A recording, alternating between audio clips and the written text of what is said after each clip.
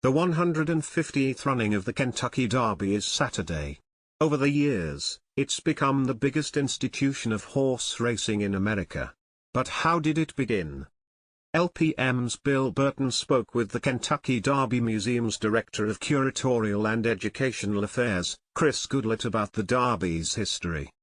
Bill Burton: the first Kentucky Derby was in 1875. But let's go back a little bit further than that. How did the idea of this race come together? Chris Goodlett: well, the Louisville Jockey Club and Driving Park Association, the original name of Churchill Downs, was founded around 1874. And the first race meet was in May of 1875 with the very first Kentucky Derby. Our founder was Meriwether Lewis Clark Jr. One of the major inspirations behind the founding of the track had to do with horse breeding here in the state of Kentucky. It was devastated by the Civil War. That was one of the reasons that those involved in that industry felt they needed a racing program that would get people really interested in horse breeding again, and they saw that happening in the city of Louisville. And that was one of the major reasons behind the founding of the Louisville Jockey Club and the creation of the Kentucky Derby. The early years of the Derby were dominated largely by black jockeys until Jim Crow laws forced them out. The then governing body of the sport, the Jockey Club, also played a role. What did they do?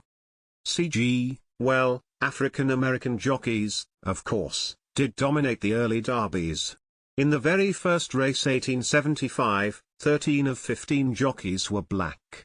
African American jockeys won over half the first 28 runnings of the Derby up through 1902.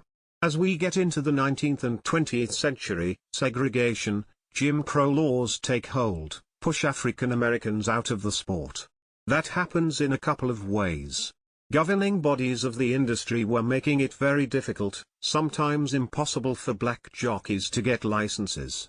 But also, as we're looking at industrialization and leisure time in urban areas, and the attractiveness of a sport, there's more motivation for white jockeys to participate. And the white jockeys actually are participating in what we call rough riding tactics on the racetrack in early 20th century. Where those white jockeys are basically running their black counterparts up against the rail, risking great injury to the jockeys and to the horse. So that was a second way that black jockeys were pushed out in that era of segregation at the turn of the 20th century. What was the tipping point for the Derby when it became clear that this race was going to become the major industry event that it is today?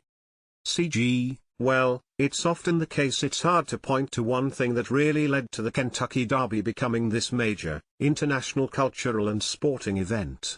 But when Matt Winn took over in the early 1900s, he had a management team that was very dedicated to doing a couple of things. I would say 3 things, actually.